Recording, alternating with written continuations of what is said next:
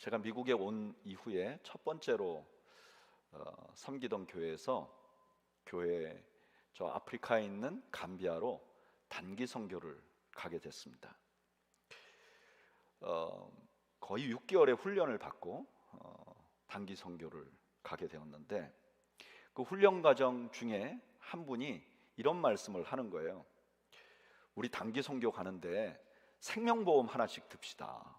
이거 혹시 위험할 수도 있잖아요. 이렇게 얘기를 하는 거예요. 대원들이 설왕설래가 있었어요.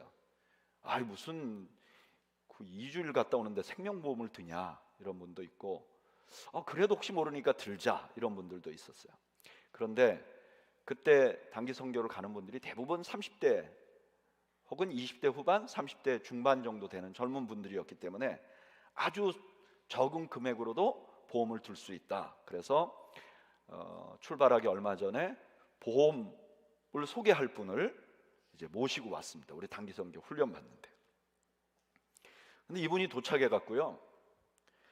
이제 보험을 설명을 하는데 보험에 대한 설명은 하지 않고 어떤 단기팀은 어느 지역으로 단기 선교를 갔는데 무슨 사고를 당했고, 또 어떤 단기팀은 어디 가서 몇 명이 죽었고, 이런 얘기를 계속 하는 거예요. 그러니까 단기 선교 팀들이 급기야 이걸 가야 되나? 그런 위기까지 이제 몰아붙였어요. 근데 결론은 어떻게 됐냐? 모두가 보험을 들었습니다. 그분이 우리를 절망하게 해서 희망을 찾을 수밖에 없도록 그렇게 만들어서 모두를 보험에 가입하도록 했던 것 같아요. 오늘 본문에서 지혜자가 우리에게 그런 전략을 씁니다. 먼저 오늘 본문은 어떻게 시작하느냐? 우리 인생이 겪는 궁극적인 절망의 원인 두 가지를 소개합니다. 우리 인생이 왜 절망적인가? 이 두 가지 이유 때문에 그렇다. 그 이유를 먼저 말합니다. 첫째는 뭐냐면은 8장 16절, 내가 마음을 다하여 지혜를 알고자 하며 세상에서 해가 지는 일을 보았는데 밤낮으로 자지 못하는 자도 있도다. 전도자가, 지혜자가 세상의 모든 일들을 연구해 봤다는 거예요. 열심히 세상 돌아가는 일을 연구했는데 그 결론이 뭐냐? 17절, 또 내가 하나님의 모든 행사를 살펴보니 해 아래에서 행해지는 일을 사람이 능히 알아낼 자가 없도다. 사람이 아무리 애써 알아보려고 할지라도 능히 알지 못하나니 비록 지혜자가 아노라 할지라도 능히 알아내지 못하리로다. 이렇게 열심히 연구를 해도 모르는 영역이 있는데 그게 하나님의 통치 영역이라는, 하나님이 하시는 것은 우리가 도저히 알 수 없다는 거예요. 그리고 그 다음에 이렇게 말합니다. 9장 1절에 이 모든 것을 내가 마음에 두고 이 모든 것을 살펴본 즉 의인들이나 지혜자들이나 그들의 행위나 모두 다 하나님의 손안에 있으니 사랑을 받을지 미움을 받을지 사람이 알지 못하는 것은 모두 그들의 미래의 일됨이니라. 하나님의 영역에 아주 티피컬한 게 하나 있는데 그게 미래에 대한 것이라는 거예요. 그 우리 인간은 미래를 알 수 없다는 거예요. 이건 미래를 알 수 없는 것이 우리를 불행하게 만든다는 거예요. 여러분 실제로 그렇습니다. 우리가 미래를 알지 못하는 것이 얼마나 절망스럽게 만드는지 모릅니다. 여기 계신 분들이 대부분 젊은 분들도 있고 과거에 젊었던 분들도 있습니다. 젊음은 항상 좋아요. 근데 젊다는 것의 큰 단점은 미래가 불확실하다는 것에 있어요. 그래서 그것 때문에 고민하고 고통스러워합니다. 2010년에 서울대학교에서 5명의 학생이 자살을 했어요. 근데 그 자살 원인을 추정해서 조사를 해보니까 우울증과 더불어 미래에 대한 불안 때문에 자살했다고 합니다. 한국에서 제일 좋은 대학을 다니고 있는데 미래에 대해서 불안해서 스스로 자살하기도 한답니다. 뿐만 아니라 미래를 모른다는 것은 우리가 우리에게 닥쳐올 불행을 피하지 못한다는 의미도 있어요. 거의 모든 사람들은 자기가 생각지도 않는 불행에 직면하게 됩니다. 만약에 내가 미래를 알면 그 불행이 온다는 걸 알면 피하겠죠. 이번에 여기서 교통사고가 난다는 걸 알면 피하겠죠. 이번에 태풍이나 물난리 때문에 여기에 문제가 생긴다고 생각하면 그걸 피하겠죠. 그런데 그걸 미래를 모르니까 그 불행을 당할 수밖에 없는 거예요. 그러니까 미래를 모르는 것 자체가 우리를 불행하게 만드는 거죠. 또 하나 우리를 불행하게 만드는 요소가 있어요. 그게 2절과 3절에 나옵니다. 9장 2절과 3절. 모든 사람에게 임하는 그 모든 것이 일반이라 의인과 악인, 선한 자와 깨끗한 자와 깨끗하지 아니한 자, 제사를 드리는 자와 제사를 드리지 아니하는 자에게 일어나는 일들이 모두 일반이니 선인과 죄인, 맹세하는 자와 맹세하기를 무서워하는 자가 일반이로다. 모든 사람의 결국은 일반이라 이것은 해 아래에서 행해지는 모든 일 중에 악한 것이니 곧 인생의 마음에는 악이 가득하여 그들의 평생에 미친 마음을 품고 있다가 후에는 죽은 자들에게로 돌아가는 것이라. 사람이 정말 다양하게 살아간다는 거예요. 그런데 결과는 똑같다는, 그게 뭐냐? 죽게 된다는 거예요. 이것이 우리 인생을 불행하게 만드는 원인이라는 거예요. 예일대학의 교수이기도 하고 현직 의사이기도 했던 셔원 뉴랜드라는 분이 책을 썼는데 그 책의 제목이 뭐냐면 사람이 어떻게 죽음을 맞이하는가. 한국어로도 번역이 돼서 상당히 많은 분들이 이 책을 읽었어요. 왜 이 책을 읽었냐면은 보통 죽음에 관해서 글을 쓰거나 책을 쓰는 사람들이 철학자나 사회학자들이 주로 많이 써요. 근데 이분은 의사예요. 그러니까 의사가 죽음에 대한 책을 썼기 때문에 굉장히 많은 사람들이 이거 좀 객관적이겠구나 그래서 많이 읽었어요. 근데 그 책에 이런 말이 있어요. 어떤 사람은 너무 빨리 죽습니다. 다른 사람은 너무 느리게 죽습니다. 이거 죽어가는 과정이. 어떤 사람은 너무 까다롭게 죽습니다. 어떤 사람은 너무 고통스럽게 죽습니다. 어떤 사람은 깔끔하지 못하게 자기 위신을 다 죽어가고 죽습니다. 어떤 사람은 아주 끔찍하게 죽습니다. 그런데 동일한 것은 다 죽는다는 것입니다. 이게 인생입니다. 우리는 미래를 모르고요.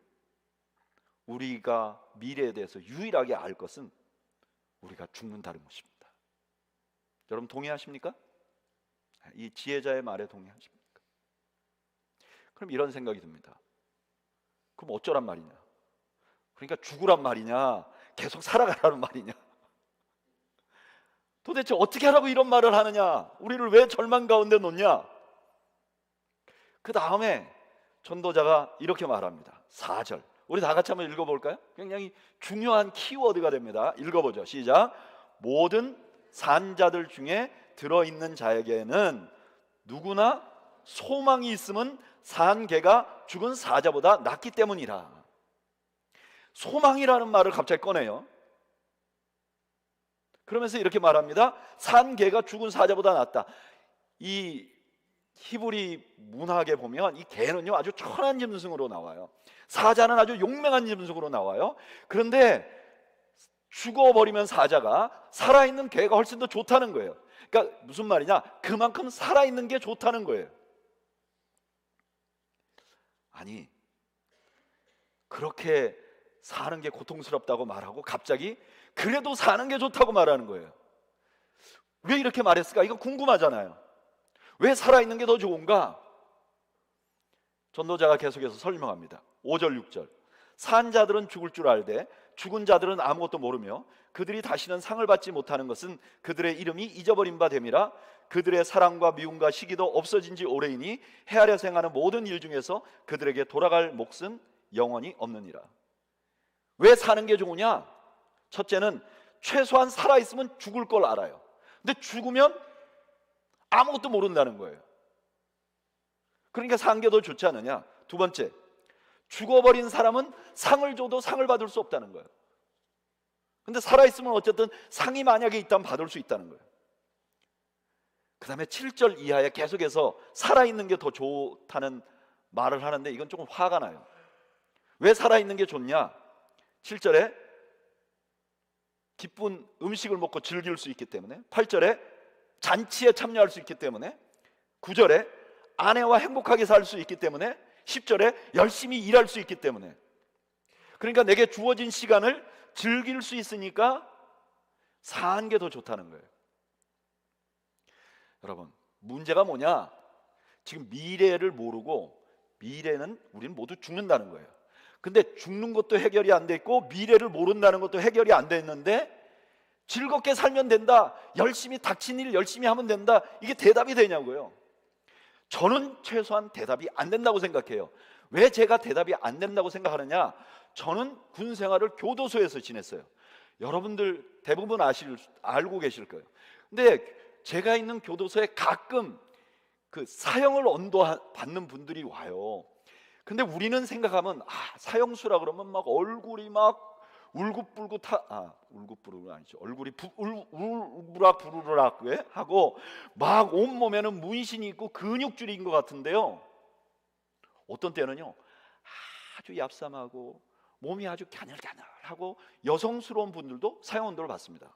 근데 이분들이 사형언도를 받기 전에는요 그냥 일반 교도소에 한 10명 들어가 있는 방에 같이 있어요. 근데 같은 방에 있는 사람이 이 사람 어떤 사람인지 모르니까 구박도 해요. 그래서 사형 받을 수도 있는데 화장실 청소를 해야 되고 막 그래요. 그런데 법정에서 사형 언도를 딱 받잖아요. 그럼 그 방에서 모셔 나옵니다. 더 이상 함께 있지 않아요. 그리고 혼자 계실 수 있는 방을 딱 줍니다. 그리고 자기가 돈 내야 하는데 돈 내지 않고 겨울에는 아주 두꺼운 속옷을 배치를 해줍니다.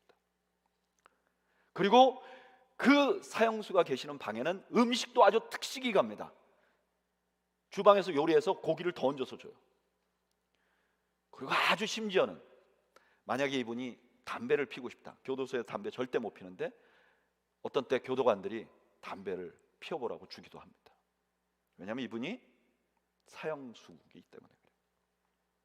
근데 제가 2년 정도 군 생활을 교도소에서 했는데 어떤 사형수도 나 이제 속옷 입었다, 이제 난 고깃국 먹는다, 이제 나는 가끔 담배를 핀다고 좋아하는 분을 한 분도 못 봤어요. 사형수라는 운명이 해결되지 않는 한 이분에게 어떤 혜택이 주어져도 그게 즐겁지 않아요. 근데 지금 세상에서 제일 지혜롭다는 솔로몬이 이렇게 말하는 거예요. 어차피 죽을 거고 미래 모르니까 그냥 있는 대로 닥친 거 즐겁게 살아. 저는 이제까지 전도서를 강의하면서 이 솔로몬의 통찰력과 신앙에 대해서 너무너무 놀랐어요. 근데 이번에는 너무 수준 이하예요, 해결점이. 이분이 이럴 분이 아닌데 어디엔가 뭔가 비밀을 하나 숨겨놨을 텐데.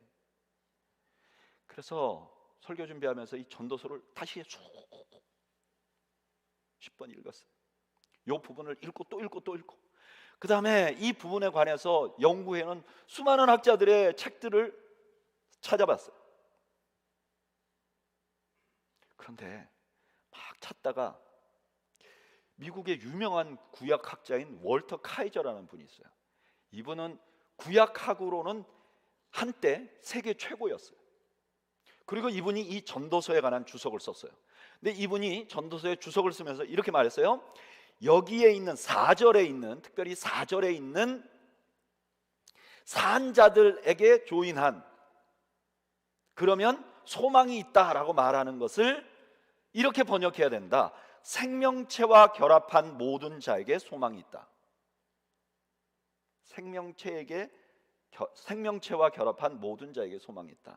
이게 가능한 번역이에요. 왜냐하면 여기 모든 산자라는 말이 생명이라는 의미를 가지고 있어요. 똑같은 말이에요. 그리고 여기 모든 산자 중에 들어있다, 이렇게 들어있다는 말이 코이노니아, 교제한다, 이런 의미가 있어요. 이렇게 번역하는 것이 더 본문의 뜻을 잘 알 수 있다. 그러고 나니까요, 저는 그냥 갑자기 체했던 게 확 내려가는 것 같았어요. 왜 그렇죠? 여러분, 생명체라고 하면 그 생명체가 누구죠? 우리 더회교회 성도들은 모두가 알 수 있어요. 왜요? 요한복음 14장 6절에 뭐라 그래요? 예수께서 이르시던 내가 곧 길이요 진리요, 그 다음 뭐라 그래요? 생명이라. 여러분, 예수님이 스스로 생명이라 그래요. 예수님은 생명체입니다. 왜 예수님이 생명 자체죠? 세 가지 증거가 있어요. 예수님이 생명 자체인 증거가 세 가지 있어요. 첫째, 예수님은 죽은 사람을 살렸어요. 예수님이 죽은 사람을 살린 의미가 뭐냐? 나는 그 정도로 강해, 이게 아니에요. 요한복음 11장 25절에 예수께서 이르시되 나는 부활이요 생명이니 나를 믿는 자는 죽어도 살겠고, 나사로를 살리기 전에 예수님이 하신 말씀이에요. 내가 나사로 살릴 거야. 근데 왜 살리느냐? 나사로 살리는 게 내가 생명임을 증명하는 거야. 두 번째, 예수님이 생명인 이유는 예수님 부활하셨어요. 예수님이 부활하셨다는 것은 예수님이 생명 자체라는 걸 증명해요. 사도행전 3장 15절에 뭐라 그러냐? 생명의 주를 죽였도다. 사도들은 부활하신 예수님을 보면서 그를 생명의 주라고 불렀어요. 마지막으로 예수님이 생명인 이유는 예수님이 하나님의 아들이기 때문에 그래요. 하나님은 온 세상의 창조주세요. 모든 생명이 하나님으로부터 나왔어요. 그래서 하나님은 생명 자체예요. 그런데 예수님은 하나님의 아들이에요. 이것이 어떤 의미가 있는가? 요한복음 5장 25절에 이렇게 말해요. 아버지께서 자기 속에 생명이 있음 같이 아들에게도 생명을 주어. 예수님은 당연히 생명이 있어요. 근데 이 생명이신 예수님께서 이렇게 말씀하셨어요. 요한복음 15장 4절에 내 안에 거하라. 전도서 말씀과 매우 유사하죠. 내 안에 거하라. 나도 너희 안에 거하리라. 가지가 포도나무에 붙어 있지 아니하면 스스로 열매를 받을 수 없음 같이 너희도 내 안에 있지 아니하면 그러하리라. 예수님, 생명이신 예수님 뭐라 그랬느냐? 자신 안에 거하라는 거예요. 이렇게 신약을 통해서 전도서 9장 4절을 해석하면 본문이 이렇게 들려요. 우리가 만약에 예수님을 믿으면 불확실한 미래와 죽음의 직면에 있는 환경 속에서도 누구나가 소망을 가지게 됩니다. 이건 실제로 그렇습니다. 여러분, 예수님을 믿으면 미래를 모른다는 것이 오히려 소망이 됩니다. 예수 믿기 전에는요, 우리가 미래를 알 수 없어. 그러면 절망스러워요. 근데 예수를 믿고 나면 반대로 이게 더 소망이 돼요. 왜 그렇죠? 어째서 그럴 수 있죠? 내 미래가 하나님께 달려 있어요. 거기까지는 똑같아요. 근데 그 하나님이 누구시죠? 그 아들을 우리를 위해서 보내신 아버지세요. 그러니까 내 미래가 하나님께 달렸다는 것이 말할 수 없는 안정감을 누리게 되는 거예요. 이것을 예수님께서 산상수훈에서 이렇게 설명하셨어요. 그러므로 염려하여 이르기를 무엇을 먹을까 무엇을 마실까 무엇을 입을까 하지 말라. 이는 다 이방인들이 구하는 것이다. 너희 하늘 아버지께서 이 모든 것이 너희에게 있어야 될 줄 안다. 너희 미래 때문에 매일 염려하지 걱정하지 마. 하늘에 계신 하나님이 너희 아버지야. 제자들에게도 이걸 요청합니다. 요한복음 14장 1절에 너희는 마음에 근심하지 말라. 하나님을 믿으니 또 나를 믿으라. 예수님이 떠나가신다니까 제자들이 막 불안해했어요. 우리 앞으로 어떻게 하지? 그랬더니 예수님이 뭐라 그랬냐? 근심하지 마. 하나님을 믿어. 머리로는 이해가 안 됩니다. 그런데 실제로 해보면 이게 돼요. 저는 내년 연말이 되면 새해 계획을 세웁니다. 내년의 계획을. 그러니까 작년에 제가 연말에 새해 2023년에는 무엇을 해야 될지 계획을 세웁니다. 근데 저는 목회를 한 20몇 년 했는데 한 번도 난 내년에 이렇게 될 것 같아, 그래서 이렇게 계획을 세워야 돼, 그런 적 한 번도 없습니다. 항상 연말이 되면 새해는 뭐가 잘 안 될 것 같아. 그럼 불안한 마음이 있는 거예요. 그런데 그럼 우울해야 되는데 저는 우울하지 않고 왠지 모를 기대감이 있어요. 왜 그러냐? 제가 하고 있는 일, 이 목회라는 게 어차피 제 손에 안 달려 있어요. 조금만 머리가 돌아가는 일이면 이 교회가 존재한다는 게 이게 논리적으로 안 맞아요. 여기 보세요. 여기 다 멀쩡한 사람들인데 일주일에 한 번씩 모이게 하는 거예요. 그것도 내가 돈을 주는 게 아니라 다 돈을 내게 해. 돈을 내고 대우를 받는 게 아니라 돈을 내고 또 막 봉사하게 만들어. 여러분, 이런 조직이 세상에 어디 있어요? 하나님이 하고 계신 것이죠. 하나님이 하고 계신 것이죠. 그러니까 저는 이런 생각을 하는 거예요. 어차피 지금 되는 것도 내가 하는 거 아니고 하나님이 알아서 하시는 거고. 그러니까 내년에 어떻게 될 거냐? 몰라. 그래서 적어도 교회는 하나님이 움직이고 있으니까 어떻게 하나님이 하시겠지.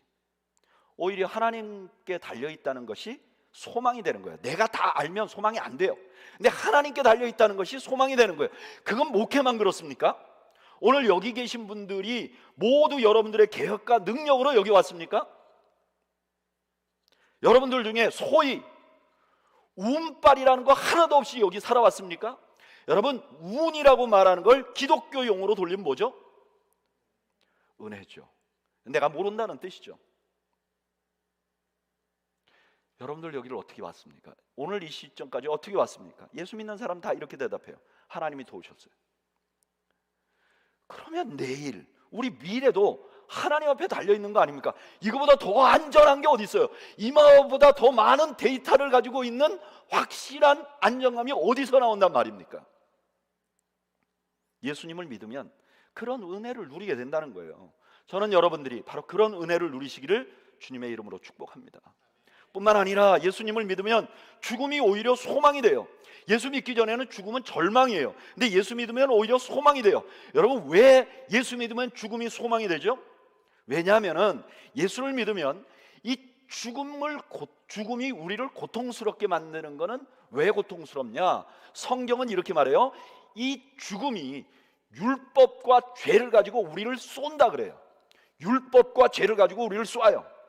근데 우리가 예수를 믿는 순간부터 죄와 사망으로부터 해방이 돼버려요. 그래서 우리가 어떻게 선언할 수 있냐면은 고린도전서 15장 57절, 우리 주 예수 그리스도로 말미암아 우리에게 승리를 주시는 하나님께 감사하노니. 율법이 없어져 버리니까 죄도 힘을 잃어버려요. 그러니까 죽음이 우리를 고통스럽게 만드는 가장 강력한 무기가 없어져 버리는 거예요. 두 번째로, 예수님을 믿으면요, 영원한 사망에 가지 않습니다. 육체적으로 죽긴 죽어요. 그러나 영원한 사망에 가지 않아요. 요한계시록 2장 11절에 이렇게 말합니다. 귀 있는 자는 성령이 교회들에게 하시는 말씀을 들을지어다. 이기는 자는 둘째 사망의 해를 받지 아니하리라. 우리가 첫 번째 사망, 육체적으로 죽는 것은 경험하지만 영원한 사망에 들어가지 않는다는 거예요. 불구덩이 안에 들어가서 끊임없이 고통을 당하는 그런 지옥에 가지 않는다는 거예요.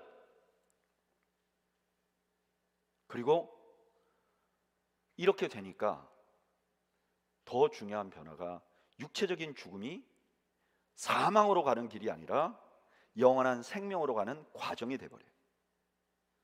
고린도서 5장 1절, 만일 땅에 있는 우리 장막집이 무너지면 하나님께서 지으신 집 곧 손으로 지은 것이 아니요 하늘에 있는 영원한 집이 우리에게 있는 줄을 아느니라. 아멘. 그 전에 죽음은 영원한 사망으로 갔는데 예수님을 믿으면 오히려 소망으로 가는 기회가 됩니다. 예수 믿는 사람들, 이건 100% 다 누리는 겁니다. 저는 장례를 많이 집례를 해봤는데 많은 그리스도인들이 세상을 떠날 때 달라요. 그리고 나이 들어감도 달라요. 우리 교회도 연세가 좀 많으신 어른들이 계세요. 한번 보세요. 달라요. 겉보기에는 다 똑같은 노인 같아도 달라요. 바라보고 있는 관점이 달라요. 그래서 예수를 믿으면 우리 인생을 힘들게 하는 중요한 요소들이 다 제거가 된 거예요. 그래서 살아있는 것이 정말 좋게 돼요. 이런 관점에서 보면 솔로몬이 처음 제시했던 그 제시가, 솔로몬이 제시했던 제시가 어이가 없네, 저걸 해결책이라고 줬나? 라고 생각했던 것을 이런 관점에서 보면 정말 의미 있는 것이라는 사실을 알게 돼요. 자, 다시 질문해보죠. 왜 죽는 것보다 사는 게 좋습니까? 전도서 9장 5절, 산 자들은 죽을 줄 알되 죽은 자들은 아무것도 모르며 이걸 그냥 우리 이렇게 생각했어요. 뭐 살아있는 사람은 죽을 줄을 아는데 죽으면 아무것도 모르는 거 아니냐? 그런데 예수님을 믿는 것으로 생각하면 우리가 이렇게 할 수 있어요. 살아있으면 우리가 죽을 것을 알아요. 그래서 살아있는 동안은 그 죽음을 해결할 수 있는 기회를 가져요. 다시 말하면 예수님을 믿을 수 있는 기회를 갖게 되는 거예요. 그래서 사는 게 좋은 거예요. 저는 여러분들이 살아있는 삶의 특권을 누리시기 바랍니다. 죽기 전에 예수님을 영접하시길 바라요. 죽고 나면 소용없는 거죠.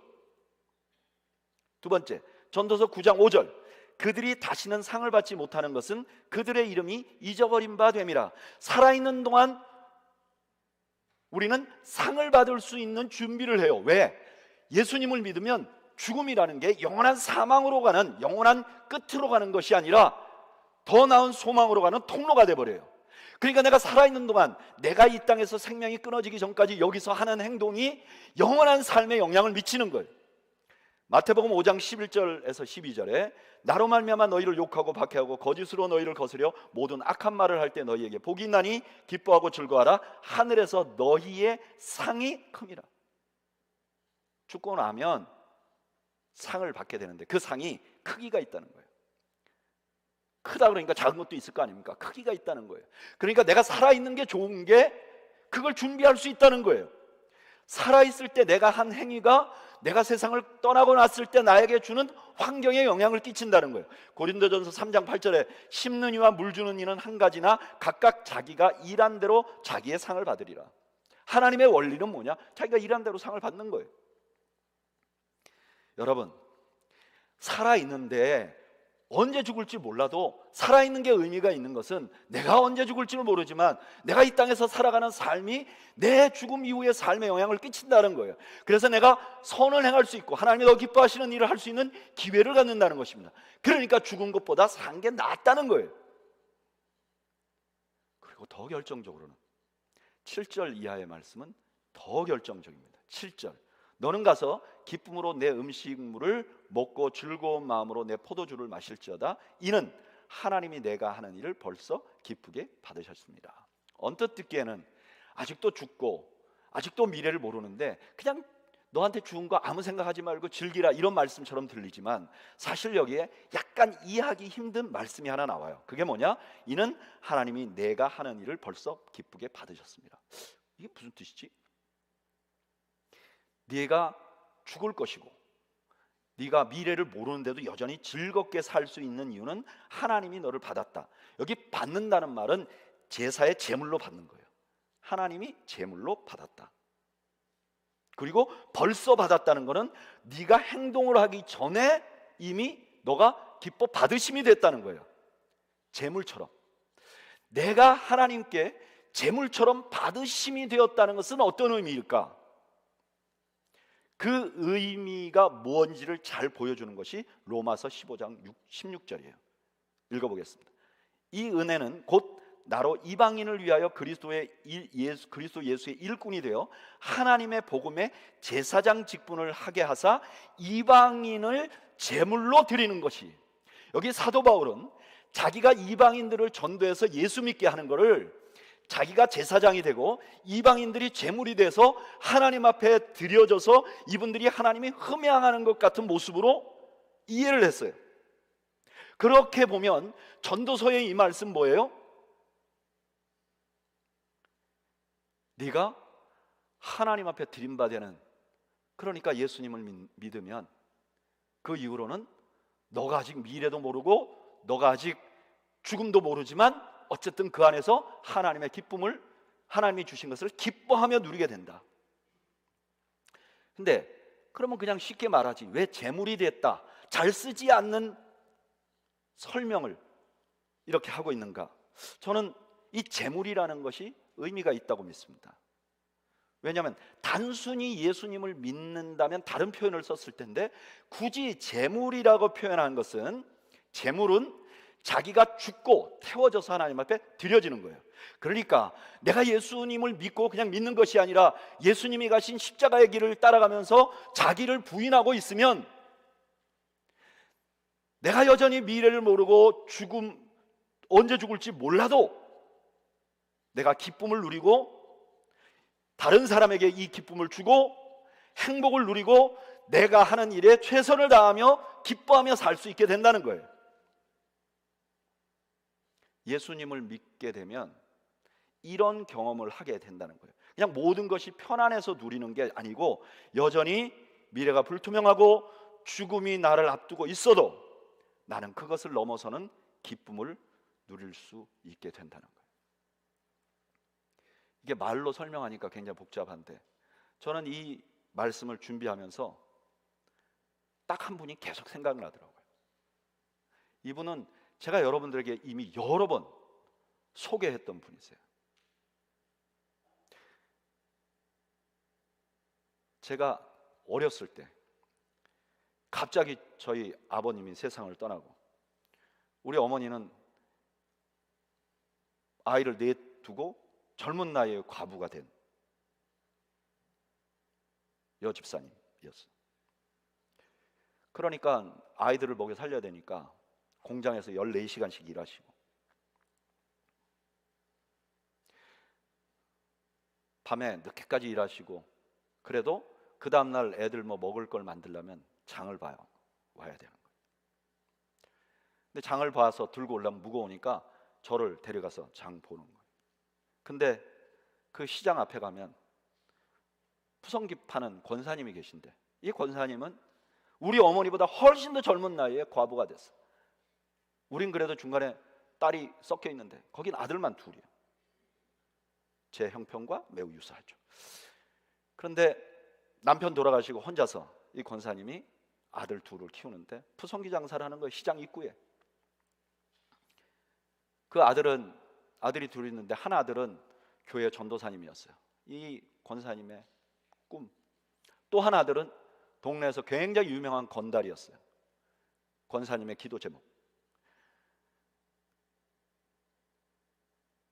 우리 어머니가 일하고 가면 늦은 시간이니까 빨리 정리하고 가고 싶은데 그 권사님 항상 밝게 웃으시고 남은 푸성기 어머니한테 뭐 하나라도 더 주시고 젊은 과부 위로하시고. 어느 날 그 권사님의 꿈, 첫째 아들이 저희 어머니가 다니는 교회 전도사님이셨는데 여름에 아이들 중고등부 수련회 데려갔다가 그 중에 꼭 말 안 듣는 놈이 가지 말라는 물가에 가서 물에 빠져서 죽으려고 하니까 전도사님이 뛰어들어서 그 놈을 살리고 세상을 떠났어요. 여러분 생각해 보세요. 저는 그 뒤로 시장을 못 갔어요. 왜냐하면 그 권사님 마주치면 어떻게 해야 될지 모르겠어. 그래서 시장을 돌아다녔어요. 저는. 근데 어느 날 어머니가 또 늦게 와서 장 보러 가자고 같이 가자 그러는 거예요. 너무 가기 싫은 거예요. 그 권사님 만나면 안녕하세요 그래야 될지. 그래서 멀찍이 따라갔어요. 봉다리 들고. 우리 어머니가 권사님하고 얘기하세요. 그 권사님이 예전처럼 밝게 웃지는 않으셨던 것 같아요. 제 어린 기억에도. 근데 여전히 미소를 가지고 계셨고 무슨 얘기 하시는지 구체적으로 들을 수는 없었지만 여전히 저희 엄마가 그 권사님에게 위로를 받고 오는 거예요. 저는 어렸을 때 그 권사님이 미친 줄 알았어요. 광신. 그런데 예수님을 만나고 점점 신앙생활을 하다 보니까 그분이 정상이에요. 우리는 다 비정상이에요. 가짜에 가까워요. 가짜는 아니겠죠. 가까워. 조음은 해야 되고 조금만 안 되면 성질내고 나 중심으로 사는 거죠. 이게 바로 예수 믿는 사람의 누리는 축복이죠. 이것이 오늘 우리가 죽는 것보다 이 땅을 숨쉬고 살아갈 수 있는 것이 더 좋은 증거입니다. 여러분, 죽는 것보다 살아있는 것이 좋으려면 생명체에 결합해야 합니다. 생명이신 예수 그리스도를 영접해야 합니다. 그리고 나면 완전히 다른 인생을 살 수 있습니다. 저는 여러분들이 그런 은혜를 누리시기를 주님의 이름으로 축복합니다. 이것은 어떤 권사님의 이야기, 어떤 특별한 사람의 이야기는 아닙니다. 이것은 기독교가 다 받아들이고 있는 진리 같은 사실입니다. 그래서 우리가 오랫동안 불렀던 우리의 찬송가에 이런 우리의 삶을 그대로 가사로 해서 찬송을 지었고, 그걸 너무나 많은 사람들이 부르고 있습니다. 여전히 미래는 모르고 죽음은 여전히 있고 고통도 여전히 있지만 예수님 때문에 나는 살맛이 난다고 고백하는 그 고백, 우리가 기도하기 전에 이 찬양을 우리가 함께 좀 부르면 좋겠어요. 이 찬양의 제목은 예수로 나의 구주 삼고, 예수로 나의 구주 삼고 성령과 피로서 거듭나니 이 세상에서 내 영혼이 하늘의 영광을 누리도다. 나는 분명히 이 땅에 사는데 하늘 사는 것처럼 살도다. 이것이 나의 간증이요, 이것이 나의 찬송. 나 사는 동안 끊임없이 구주를 찬송하리로다. 저는 우리가 이 찬양을 드리는 동안 여러분들에게 이 찬양 가사를 쓰신 크로스비의 신앙 간증이 여러분들의 것이 또한 되는 은혜가 있기를 소망합니다. 우리 한번 이 찬양을 하나님께 드리겠습니다.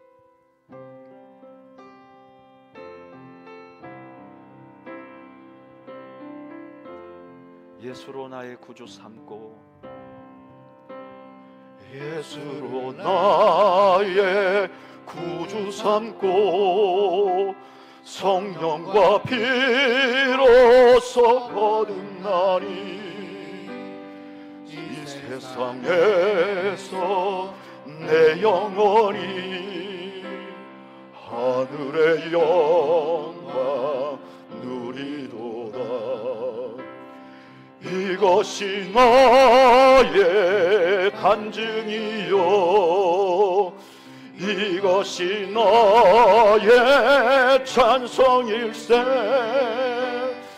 나 사는 동안 끊임없이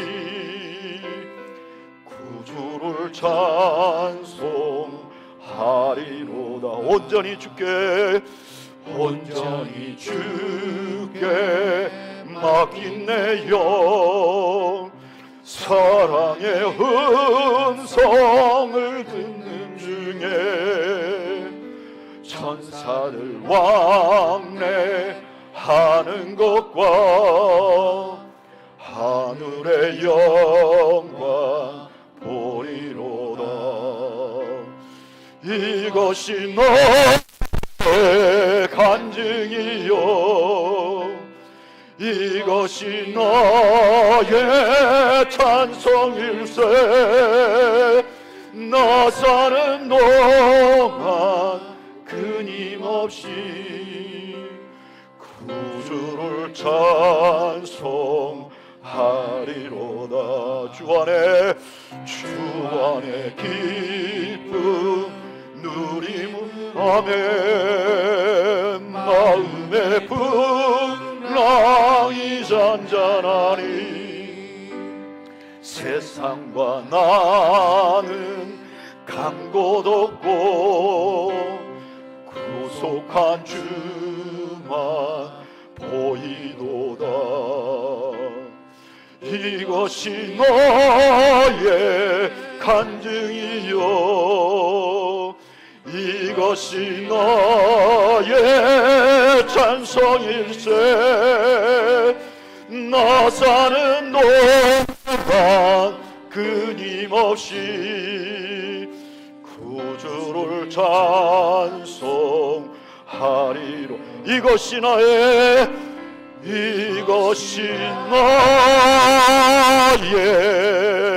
간증이요,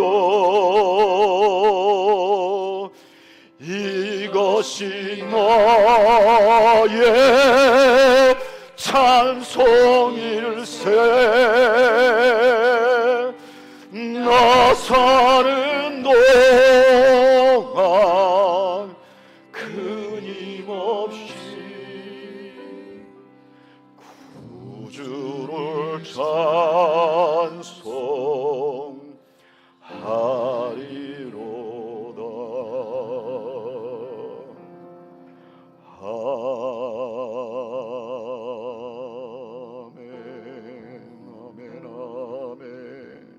우리 함께 기도하겠습니다. 우리 잠시 눈을 감고 우리를 돌아보죠.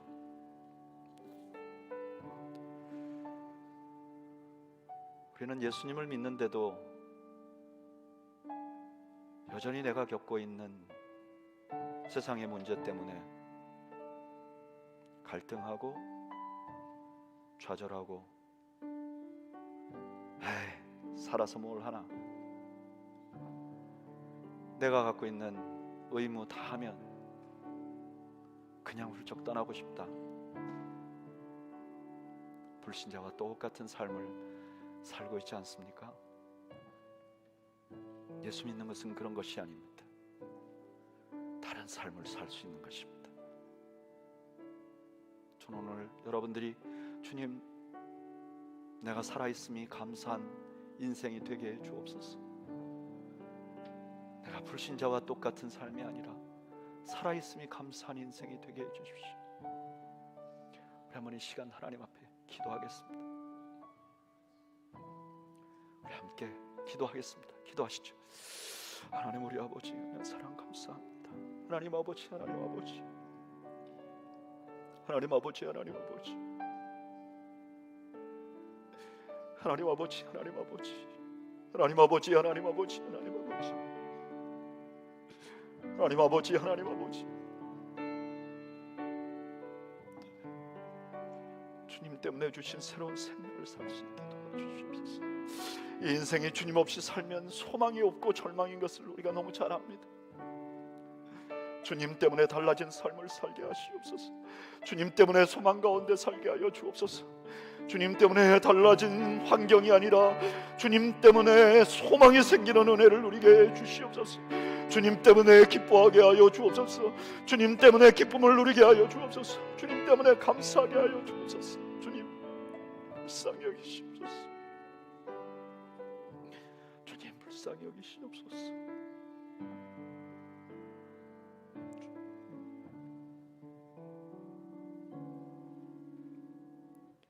이제는 우리 주님 예수 그리스도의 은혜와 하나님 아버지의 그 크신 사랑과 성령님의 교통하시고 인도하시고 소망을 갖게 하시는 역사가 오늘 주님 때문에 어떠한 환경에서도 소망을 갖고 사는 은혜를 누리고자 다짐하는 주의 백성들 머리머리 위와 이들의 가정과 생업 위에 지금으로부터 영원 무궁토록 함께 있을지어다. 아멘.